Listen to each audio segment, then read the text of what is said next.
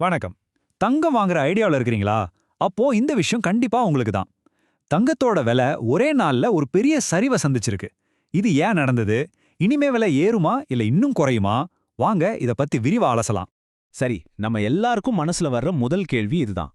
திடீர்னு ஏன் தங்கத்தோட விலை இவ்ளோ குறையுது? வாங்க, இதுக்கான விடையை நம்ம சேர்ந்து தேடுவோம்.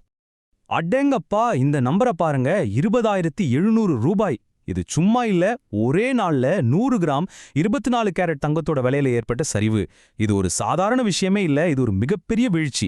இந்த ஒரு நம்பருக்கு பின்னாடி ஒரு பெரிய கதை இருக்கு. சரி, அந்த கலை என்னன்னு பார்க்கலாமா?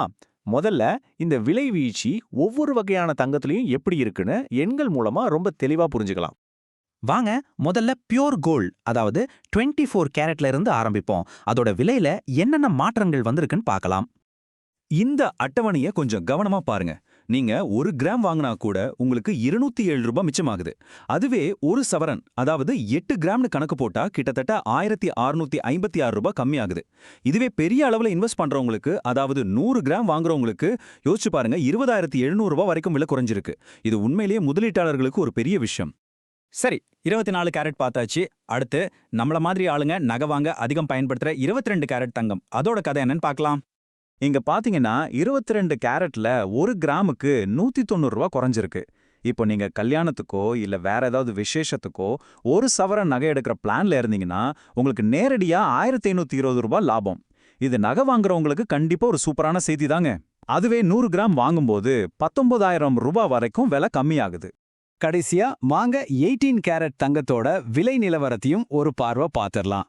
18 கேரட்லயும் இதே கதை தான். 1 கிராமுக்கு 100 ரூபாயும் ஒரு சவரனுக்கு 800 ரூபாயும் குறைஞ்சிருக்கு. அப்போ 24, 22, 18ன்னு எல்லா வகையான தங்கத்தோட விலையும் சரசரன்னு இறங்கியிருக்கு. இப்போ நம்ம எல்லாருக்கும் மனசுல வர ஒரே கேள்வி, ஏன்? இதுக்கு என்னதான் காரணம்? கரெக்ட். இப்போ நாம இந்த விஷயத்தோட ஆணிவேருக்கே வந்துட்டோம். இந்த நம்பர்ஸ்க்கெல்லாம் பின்னாடி ஒளிஞ்சிருக்கிற உண்மையான காரணம் என்ன? ஏன் இந்த திடீர் சரிவு? வாங்க, எக்ஸ்பர்ட்ஸ் என்ன சொல்றாங்கன்னு கேட்டு தெரிஞ்சுக்கலாம். நிபுணர்கள் பாத்தீங்கன்னா இதுக்கு முக்கியமா 3 காரணங்களை சுட்டிக்காட்டுறாங்க. 1, குளோபல் மார்க்கெட்ல தங்கத்துக்கான டிமாண்ட் குறைஞ்சிருக்கு. 2வது, அமெரிக்க பங்குச்சந்தை வரலாறு காணாத அளவுக்கு உச்சத்துல இருக்கு. 3வது, நம்ம இந்திய பங்குச்சந்தையும் சும்மா இல்ல, செம்மையா பர்ஃபார்ம் பண்ணிட்டு இருக்கு. சரி, இதுக்கும் தங்க விலைக்கும் என்ன சம்பந்தம்னு நீங்க கேட்கலாம். வாங்க பார்க்கலாம். இத புரிஞ்சுக்கிறதுக்கு ஒரு சிம்பிளான விஷயம் இருக்கு.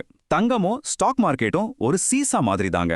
ஒன்னு மேல போனா இன்னொன்னு ஆட்டோமேட்டிக்கா கீழே வரும். எப்பெல்லாம் பொருளாதாரம் கொஞ்சம் டல்லா இருக்கோ அப்போ மக்கள் தங்கத்தை ஒரு சேஃபான முதலீடா பாப்பாங்க. ஆனா ஸ்டாக் மார்க்கெட் மாதிரி இடங்கள்ல நல்ல லாபம் கிடைக்கும் போது மக்கள் தங்கத்துல இருக்கிற பணத்தை எடுத்து பங்குகள்ல முதலீடு பண்ண ஆரம்பிப்பாங்க. இதனால தங்கத்தோட தேவை குறைஞ்சு விலையும் குறையும். இப்போ நடந்துட்டு இருக்கிறதும் அதுதான். இதை இன்னும் தெளிவா புரிஞ்சிக்க இந்த நம்பர்ஸ பாருங்க. அமெரிக்க பங்குச்சந்தை 50,000 புள்ளிகளையும் நம்ம இந்திய பங்குச்சந்தை 84,000 புள்ளிகளையும் தாண்டி ராக்கெட் வேகத்துல போயிட்டு இருக்கு. இந்த வளர்ச்சி முதலீட்டாளர்களை ஒரு காந்தம் மாதிரி ஸ்டாக் மார்க்கெட் பக்கம் இழுக்குது. அதனால இயல்பாவே தங்கத்தோட மவுசு குறையுது. ஓகே, விலை குறைஞ்சிருச்சு, காரணம் என்னன்னு தெரிஞ்சிருச்சு. இப்போ அடுத்து என்ன? இந்த விலை இன்னும் குறையுமா இல்ல மறுபடியும் ஏறுமா? இதுதானே இப்போ உங்க மனசுல ஓடிட்டு இருக்கு.